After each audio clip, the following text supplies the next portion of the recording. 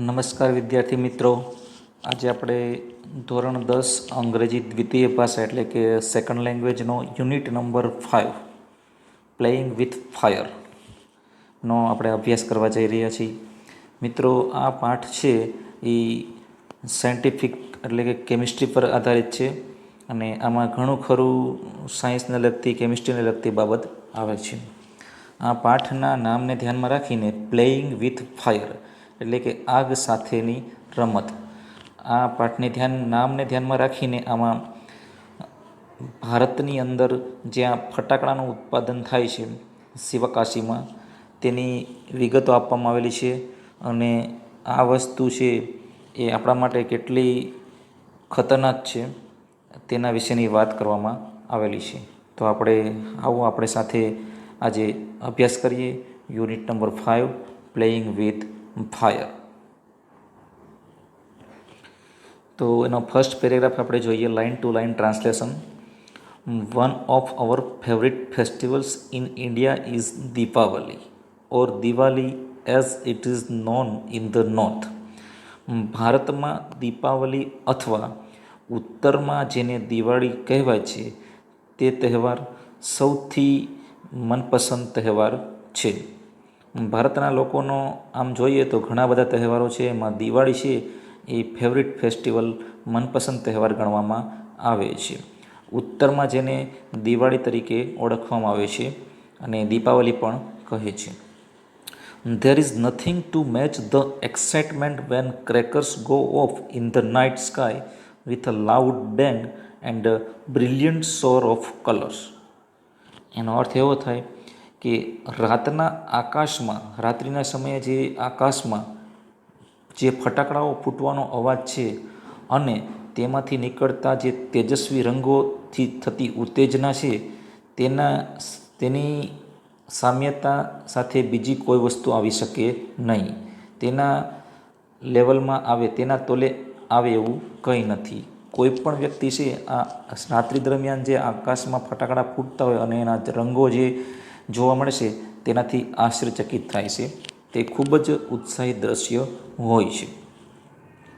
Many of us might wonder how this fireworks are made and what goes into them. આપણામાંથી ઘણાને એવો વિચાર આવતો હશે કે આ પ્રકારના ફટાકડા કેવી રીતે બનાવવામાં આવે છે અને તેમાં શું ભરેલું હોય છે કે જેથી કરીને તેમાંથી આટલા બધા કલર નીકળે છે, આટલો બધો પ્રકાશ નીકળે છે. મેની ઓફ એટલે આપણામાંથી ઘણા બધાને એ આશ્ચર્ય થતું હશે. The physics and chemistry of firework is as interesting as the sound and light they emit. ફટાકડાની આ ફિઝિક્સ એટલે કે પદાર્થ વિજ્ઞાન અને તેનું કેમિસ્ટ્રી એટલે કે તેનું રસાયણશાસ્ત્ર, તેના સાઉન્ડ એટલે કે તેના અવાજ અને લાઇટ એટલે કે પ્રકાશ જેટલું જ ઇન્ટરેસ્ટિંગ છે. એમિટ એટલે કે તેમાં રહેલા પ્રકાશ અને અવાજ જેટલું જ તેનું ફિઝિક્સ અને કેમિસ્ટ્રી, પદાર્થ વિજ્ઞાન અને રસાયણશાસ્ત્ર રસપ્રદ છે. તે આપણે જોઈએ કે કઈ રીતે રસપ્રદ છે આપણા માટે, તે આગળની સ્લાઇડમાં જોઈએ આપણે. The science of firework is technically called pyrotechnics, from the Greek word pyre meaning fire and techniques meaning an art.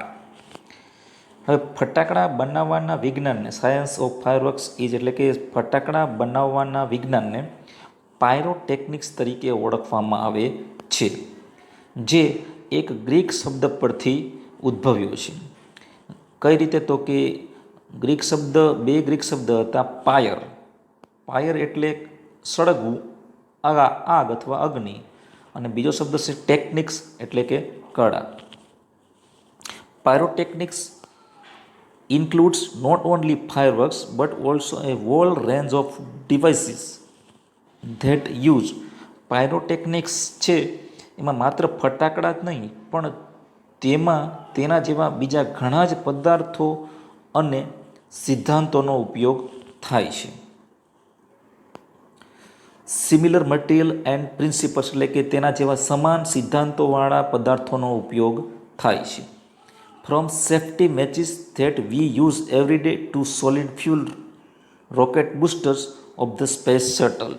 એટલે એમાં આપણે આગળ વાત એમ કરવામાં આવેલી કે તેવા સાધનની વિશાળ રેન્જમાં આપણે વાત કરીએ તો આપણે રોજ જે વાપરીએ છીએ તે દિવાસળી, સેફ્ટી મેચ દિવાસળીની સળીથી માંડીને અવકાશયાનમાં જે સોલિડ ફ્યુઅલ રોકેટ બુસ્ટર્સમાં ઉપયોગ કરવામાં આવે છે, અવકાશયાનમાં અને અવકાશની અંદર સોલિડ ફ્યુઅલ રોકેટ બુસ્ટર્સ, તેમાં પણ પાયરોટેકનિક્સનો સમાવેશ થઈ જાય છે.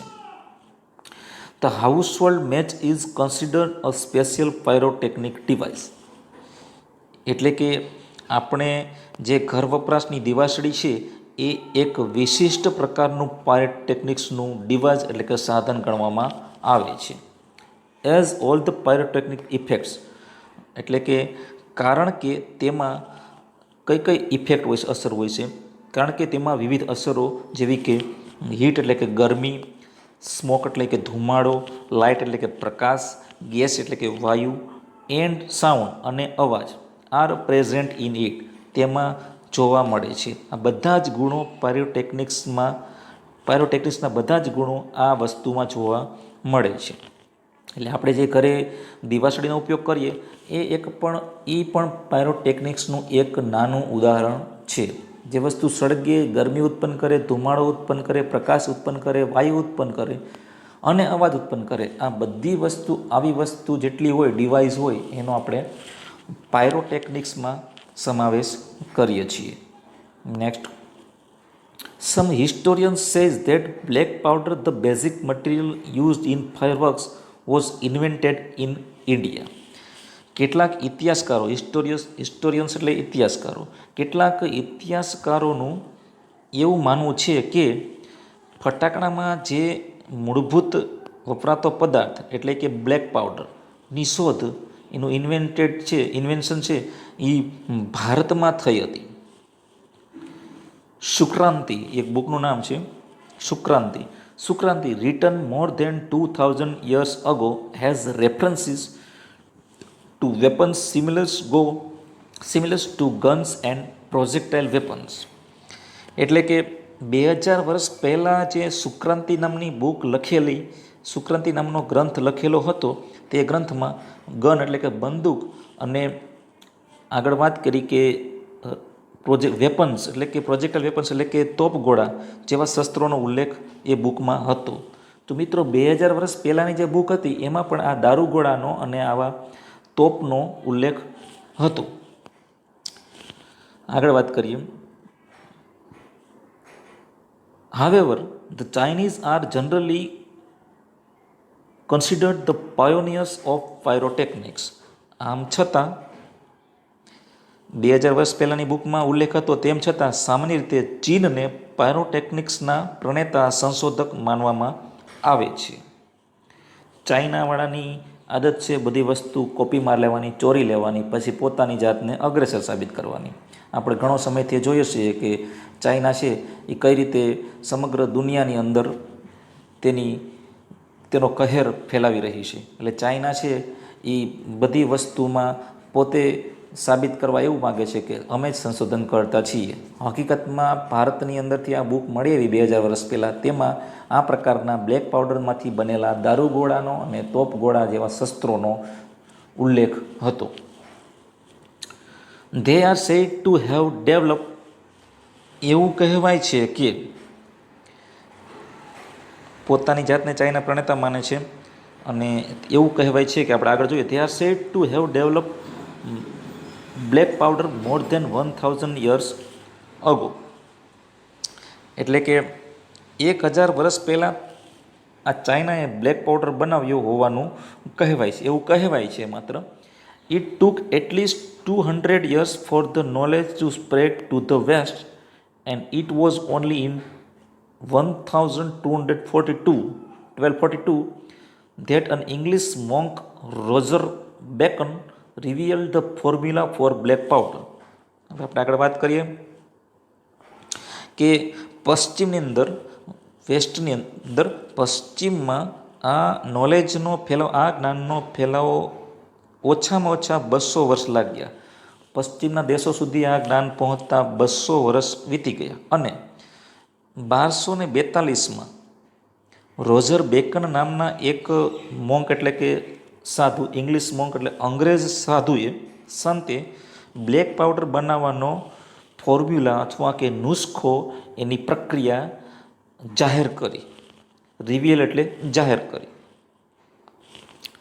He considered it such a dangerous substance that he wrote of it in a code language. Roger bacon છે એણે આ ફોર્મ્યુલા તો બધાને જાહેર કરી દીધી કે કઈ રીતે બ્લેક પાવડર બને છે, બ્લેક પાવડરની પ્રોસેસ કઈ રીતે હોય છે બનાવવાની, અને સાથે સાથે એણે એ પણ સમજાવ્યું લોકોને કે તેણે આને ખૂબ જ જોખમકારક પદાર્થ માનતો હોવાથી તેણે તેના વિશે સાંકેતિક ભાષામાં લખ્યું. આ બ્લેક પાવડર બનાવવાની ફોર્મ્યુલા આમ કોઈ પણ વ્યક્તિને ન બનાવે અને કોઈને નુકસાન ન કરે તેના માટે રોજર બેકન નામના અંગ્રેજ સંતે આ ફોર્મ્યુલાને સામાન્ય ભાષામાં નહીં પણ એક કોડ લેંગ્વેજમાં, સાંકેતિક લેંગ્વેજમાં, જે અમુક લોકો સમજી શકે, સાયન્સનું નોલેજ ધરાવનાર વ્યક્તિઓ સમજી શકે, એના માટે એણે કોડ લેંગ્વેજની અંદર આ ફોર્મ્યુલા લખી. કારણ કે આ વસ્તુ જે બનાવવાની છે બ્લેક પાવડર તે ખૂબ જ જોખમકારક પદાર્થ ગણાય છે.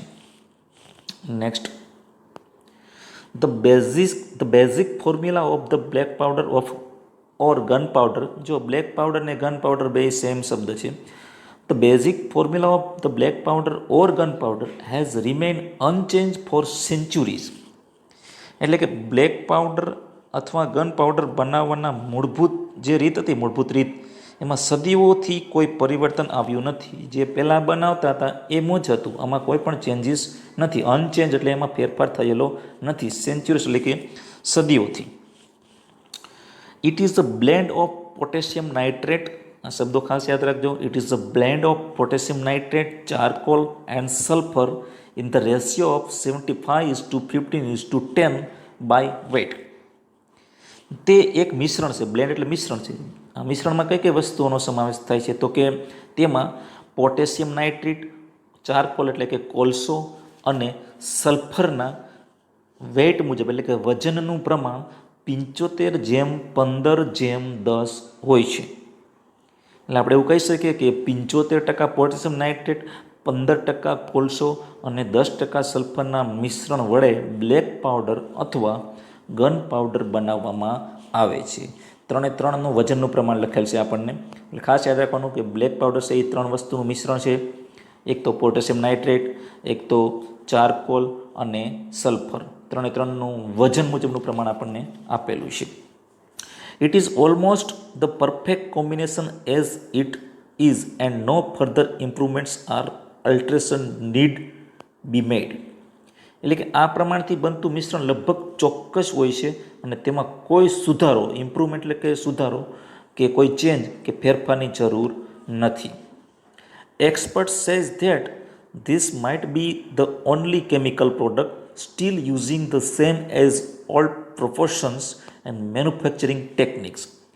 હવે આ બાબતે નિષ્ણાતોનું કહેવું એવું છે કે કદાચ આ એકમાત્ર જ એવો રાસાયણિક પદાર્થ અથવા પ્રોડક્શન અથવા ઉત્પાદન છે, કેમિકલ પ્રોડક્ટ એટલે કે આ એકમાત્ર રાસાયણિક ઉત્પાદન છે જે હજુએ, જે સ્ટીલ એટલે કે હજુએ એ જ જૂના પ્રમાણ અને ઉત્પાદનની પ્રક્રિયાનો ઉપયોગ કરે છે. કે જે પહેલાં થતું હતું એ જ જૂનું પ્રપોર્શન એટલે કે પ્રમાણ મુજબ તેનું ઉત્પાદન પદ્ધતિ અથવા ઉત્પાદન પ્રક્રિયાનો ઉપયોગ કરે છે. એટલે આમાં કોઈ ચેન્જીસ નથી. નિષ્ણાતોનું કહેવું એવું છે કે જે પહેલાં જૂની રીતે થતું હતું એ જ રીતે અત્યારે પણ થાય છે. અને આ એક જ એવી વસ્તુ છે કે જે જૂની પ્રક્રિયા મુજબ જ થાય છે. બાકી ઘણી બધી પ્રોડક્ટ હવે સમય જતાં તેમાં સુધારા આવી ગયા અને મેન્યુફેક્ચરિંગ ટેકનિક્સ એ બદલાતી ગઈ, પણ આ એક જ ઉત્પાદન, રાસાયણિક ઉત્પાદન એવું છે જેમાં કોઈ ફેરફાર થયેલો નથી. આગળ જોઈએ. However with the development of modern chemistry, light and colour effects have become common in fireworks. પણ આમ જોઈએ તો આધુનિક રસાયણશાસ્ત્રના વિકાસથી, ડેવલપમેન્ટથી ફટાકડામાં પ્રકાશ અને કલર એક સામાન્ય બાબત બની ગઈ છે. એટલે કોઈ પણ ફટાકડા હોય એમાં અમુક પ્રકારના કલર અને અમુક પ્રકારના રંગો આપણને જોવા મળતા હોય છે, જે એક સામાન્ય બાબત બની ગઈ છે. In the last century the discovery of aluminium, magnesium and titanium which burn at high temperatures emitting bright light dramatically improve the brilliance of fireworks. એમાં ઘણા બધા શબ્દો આવી ગયા. એલ્યુમિનિયમ, મેગ્નેશિયમ, ટાઇટેનિયમ, એમિટિંગ, ઘણા બધા નવા નવા શબ્દો આવી ગયા. તો આપણે જોઈએ કે છેલ્લી એક સદીમાં એલ્યુમિનિયમ, લાસ્ટ સેન્ચુરીમાં એલ્યુમિનિયમ, મેગ્નેશિયમ અને ટાઇટેનિયમની શોધ થઈ. આપણે બધા જાણીએ જ છીએ કે આની શોધ ગઈ સદીમાં થઈ. આ બધા એવા પદાર્થો છે કે જે ખૂબ ઊંચા તાપમાન પર બળી અને તેજ પ્રકાશ ફેલાવે છે, જેથી આગળ જોઈએ, જેથી ફટાકડાના પ્રકાશમાં ઘણો બધો સુધારો થયો છે, નાટ્યાત્મક સુધારો થયો છે. ડ્રામેટિકલી એટલે કે નાટ્યાત્મક સુધારો થયો છે. તેવી જ રીતે સિમિલરલી એટલે કે તેવી જ રીતે colours too are recent development, ફટાકડામાં જોવા મળતા રંગો પણ હાલમાં જ વિકસ્યા છે. The principle colour emitters in pyrotechnics were identified after decades of research. એટલે એવું કહી શકાય કે દર્શકોના સંશોધન બાદ, એટલે કે ડિકેડ્સ એટલે કે દાયકાઓના સંશોધન બાદ પાયરોટેકનિક્સમાં રંગો ફેલાવનાર પ્રિન્સિપલ એટલે કે મુખ્ય ઘટકો શોધી કાઢવામાં આવ્યા. અને મુખ્ય ઘટકો શોધવા માટે દાયકાઓ એટલે કે ડિકેડ્સ એટલે દાયકાઓ વીતી ગયા અને ત્યારબાદ એનું સંશોધન થયું. ધીસ કલર્સ આર ફોર્મ, ફટાકડામાં જોવા મળતા આ રંગો ખરેખર કઈ રીતે બને છે, એનું કાર્ય શું છે, અને તેના સંશોધન પાછળ દાયકાઓ લાગ્યા. અને ધીસ કલર્સ આર, પછી જાણવા મળ્યું કે આ બધા રંગો are form in one of two ways, આ રંગો છે એ બે રીતે બને છે. કઈ રીત? બે રીત તો અહીંયા આપેલી છે કે લ્યુમિનેસન્સ એન્ડ ઇન્કેન્ડેસન્સ. બે રીત છે, લ્યુમિનેસન્સ અને બીજી રીત છે ઇન્કેન્ડેસન્સ. બહુ સ્પેલિંગ થોડોક વિચિત્ર છે. ઇન્કેન્ડેસન્સ એ રીતે યાદ રાખવાનું છે આપણે વિભાગ પાડીને. તો આ બે રીત છે, એ ખાસ આપણે યાદ રાખવાની છે. બંને રીતનો આગળ પરિચય આવશે કે આ બંને રીત કઈ કઈ રીતે ફટાકડામાં એપ્લાઇડ થાય છે. હવે પહેલી વાત આવે છે કે incandescent light is produced when a substance is heated so much that it begins to glow. એટલે કે એક પદાર્થને અતિશય ગરમ કરવાથી બહાર ફેંકાતા પ્રકાશને એટલે કે ફટાકડા બનાવવાની કળા છે તે દરેક વ્યક્તિને શીખવવામાં નથી આવતી. અમુક ખાસ વિશ્વાસપાત્ર લોકોને જ આ કળા શીખવવામાં આવે છે.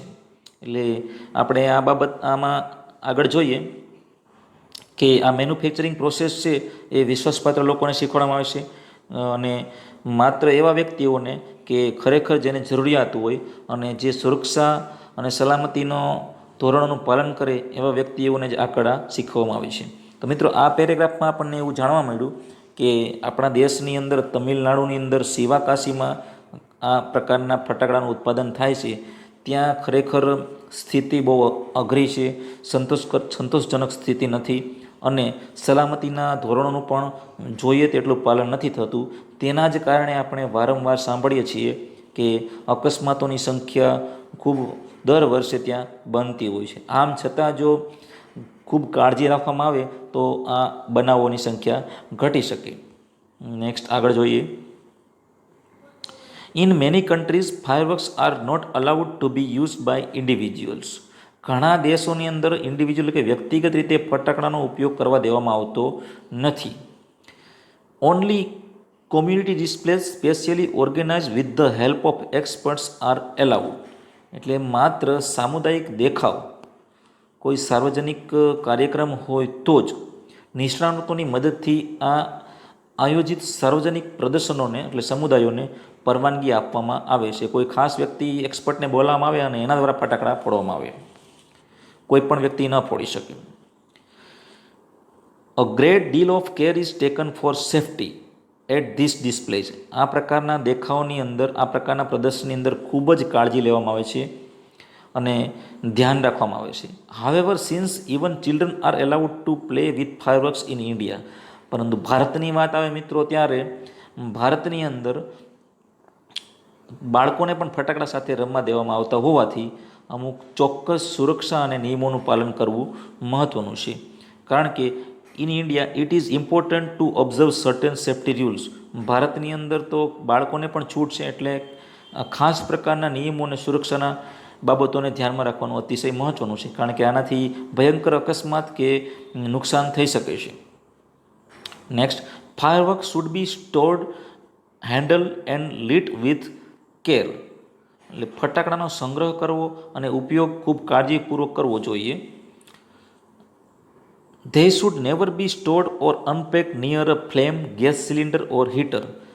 એટલે ફટાકડાની બાબતમાં આપણે ખાસ કાળજી રાખવાની એ છે કે તે ક્યારેય હીટરની બાજુમાં, ગેસનો બાટલો હોય તેવી જગ્યાએ અથવા જ્યાં આગ લાગી શકે તેવી જગ્યામાં કોઈ પણ ફટાકડાનો સંગ્રહ અથવા તેનો ઉપયોગ કે ખુલ્લા રાખવા જોઈએ નહીં.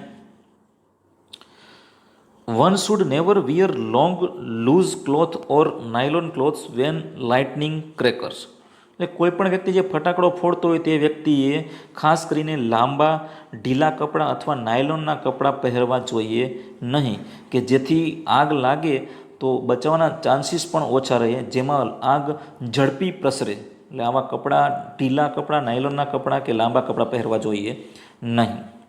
And since the powder in crackers is, અને ફટાકડામાં વપરાતો પાવડર પોઈઝનસ એટલે કે ઝેરી હોય છે, ઝેરી હોવાથી they should never be carried loose in your pocket or your hand. આ પાવડર અતિશય ઝેરી હોય છે, એટલે આ પાવડરને ક્યારેય પણ ખિસ્સામાં અથવા હાથમાં રાખશો નહીં, તેવી આપણને ચેતવણી આપવામાં આવે છે, તેવી કાળજી રાખવાની સૂચના આપવામાં આવે છે. Also fireworks should never ever be light inside a house. અને આગળ એ વાત પણ કરી કે ઘરમાં ક્યારેય પણ ફટાકડો ફોડવા જોઈએ નહીં. Never bend over a firework when you are lighting it and never use fireworks to frighten people. ફટાકડા અંગેની બીજી બાબત એ કહેવામાં આવી છે કે ફટાકડો ફોડતી વખતે તેના બાજુમાં નીચે બેન્ડ વળવું જોઈએ નહીં, ઝૂકવું જોઈએ નહીં, અને ફ્રીટન પીપલ એટલે કે લોકોને ડરાવવા માટે ફટાકડાનો ઉપયોગ કરવો જોઈએ નહીં. ઘણા લોકો ઘરમાં ફોડતા હોય છે, તે ફટાકડાના બાબતમાં ખરેખર યોગ્ય ન કહેવાય. કોઈને ડરાવવા માટે પણ એનો ઉપયોગ ન કરવો જોઈએ અને ઘરમાં પણ ન ફોડવા જોઈએ. આગળ, if in spite of being careful you do get a burn, go to a doctor instead of applying oil or ointment. એટલે કે જો આ ફટાકડા ફોડતી વખતે કોઈ દુર્ઘટના બની ગઈ હોય તો આમ સાવધાની રાખવા છતાં પણ જો કોઈ બાબત બની જાય તો તમે દાઝી જાઓ. બર્ન એટલે કે તમે દાઝી જાઓ તો ઓઇલ એટલે કે તેલ અથવા ઓઇન્ટમેન્ટ એટલે કે મલમ લગાવવાને બદલે ડૉક્ટર પાસે જઈ અને યોગ્ય સલાહ લેવી જોઈએ. ડૉક્ટર પાસે જ જવું. કોઈ પણ ક્રીમ છે એ કોઈને ઇન્ફેક્શન થતું હોય, કોઈને રિએક્શન થતું હોય, એટલે કોઈ પણ ટ્યુબ કે મલમ લગાવવાને બદલે ડૉક્ટરની સલાહ લઈ અને આગળ વધવું જોઈએ. With care and consideration we can make hour favourite festival a much safer one. જો મિત્રો આપણે કોઈ પણ તહેવાર ઉજવવો હોય તો કાળજીપૂર્વક અને સાવધાનીપૂર્વક આપણે આપણો પસંદગીનો તહેવાર ઉજવીએ તો આપણે સુરક્ષિત રહીએ છીએ, સલામત રહી શકીએ છીએ. એટલે આ યુનિટમાં આપણને ફટાકડા વિશેની બાબતની માહિતી આપવામાં આવી અને ઘણી બધી કાળજી જે આપણે લેવી જોઈએ દિવાળીના સમયે ફટાકડા ફોડવા માટેની, તે કઈ કાળજી લેવી જોઈએ અને કેવી રીતે ફટાકડા ફોડવા જોઈએ અને કઈ બાબતે સાવધાની રાખવી જોઈએ તે પણ કહેવામાં આવ્યું. કોઈ પણ બાબત પ્રત્યે આપણે સાવધાની અને સલામતી રાખીએ તો તેનું પરિણામ સારું મળે છે. એટલે મિત્રો આપણે પણ ફટાકડાનો જ્યારે ઉપયોગ કરીએ, ફોડીએ ત્યારે આમાં દર્શાવેલી કાળજીઓ રાખીએ અને સ્વસ્થ રહીએ.